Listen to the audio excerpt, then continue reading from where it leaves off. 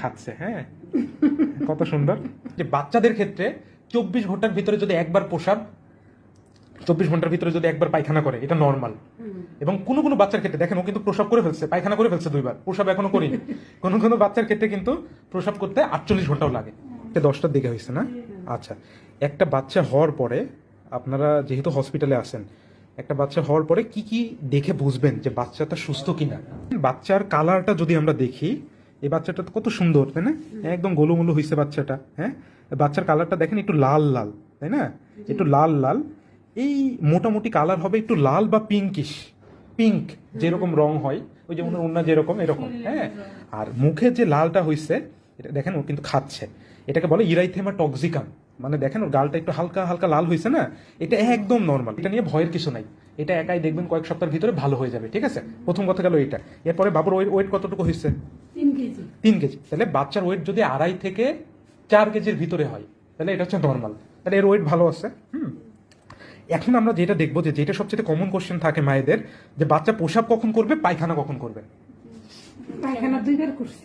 আচ্ছা, 2বার করছে, আলহামদুলিল্লাহ। প্রসাব এখনো করিনি না? আচ্ছা, তাহলে আপনাদের চিন্তা হচ্ছে যে বাচ্চা প্রসাব কখন করবে। হ্যাঁ, তাহলে মনে রাখবেন যে আমরা দিনে অনেকবার প্রসাব করি, কিন্তু পায়খানা করি দিনে মোটামুটি 1বার। তো মোটামুটি এটা ধরে নিবেন যে বাচ্চাদের ক্ষেত্রে 24 ঘন্টার ভিতরে যদি একবার প্রসাব, 24 ঘন্টার ভিতরে যদি একবার পায়খানা করে, এটা নর্মাল। এবং কোনো কোনো বাচ্চার ক্ষেত্রে দেখেন ও কিন্তু প্রসাব করে ফেলছে, পায়খানা করে ফেলছে 2বার, প্রসাব এখনো করিনি।